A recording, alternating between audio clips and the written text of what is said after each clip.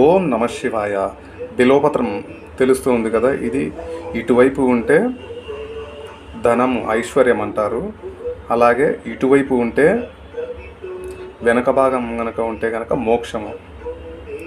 శివలింగానికి మనము ఇలాగే తీసుకొని ఐశ్వర్యం కావాలనుకున్న వాళ్ళు ఓం నమ శివాయ అనుకుంటూ ఈ పానపట్టం ఉంది కదా కింద, దీనికి ఆపోజిట్గా కరెక్ట్గా ఉంచి ఇలా పెడితే శివుడు ఐశ్వర్యాన్ని ప్రసాదిస్తాడు.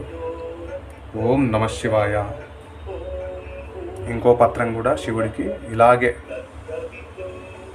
ఐశ్వర్యం కావాలి అనుకుంటున్నాము. ఓం నమ శివాయ. మహాదేవ ఐశ్వర్యాన్ని ప్రసాదించు తండ్రి అని చెప్పుకోవాలి సంకల్పం. ఇటువైపు కూడా శివలింగమే ఉంది. ఓం నమ శివాయ.